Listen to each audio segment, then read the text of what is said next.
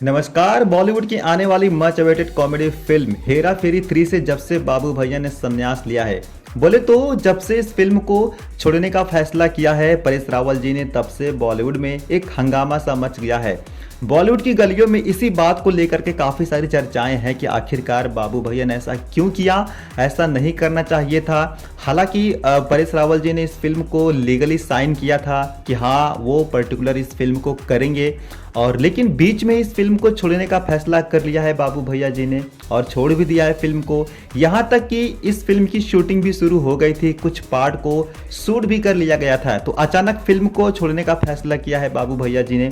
तो ये बहुत ही सोचने वाली बात है। इस बात से नाराज होकर अक्षय कुमार ने 25 करोड़ रुपए का हर्जाना की मांग किए हैं, यानी कि 25 करोड़ रुपए की लीगल नोटिस भेजे हैं परेश रावल जी के लिए। अगर 7 दिनों के भीतर परेश रावल जी का इस नोटिस पर कोई फैसला नहीं आता है या कुछ भी एक्शन नहीं लेते हैं, तो ये जो मामला है वो कोर्ट तक जा सकता है, यानी कि परेश रावल जी के ऊपर केस भी हो सकता है।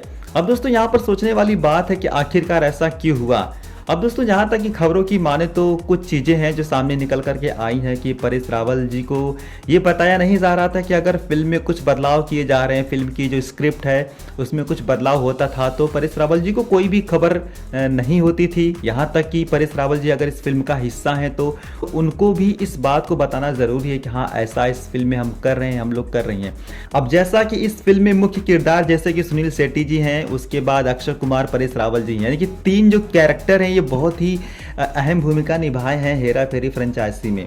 लेकिन बाबू भैया का जो किरदार है वो बहुत ही अहम है, और बाबू भैया का जो नाम है इस फ्रेंचाइजी में वो बहुत ही कमाल का है, और बाबू भैया की जो एक्टिंग है ना वो शायद ही कोई कर पाएगा इस जो किरदार में। जिस तरह से अपने आप को बाबू भैया जी ने, यानी कि परेश रावल जी ने बाबू भैया के किरदार में ढाला है, वो शायद कोई एक्टर बॉलीवुड में कर पाएगा। तो कहीं ना कहीं बाबू भैया जो नाम है इस फिल्म के लिए बहुत ही कमाल का है, और कहीं न कहीं बाबू भैया का जो नाम है इस फिल्म के लिए वो बहुत ही ज़रूरी है।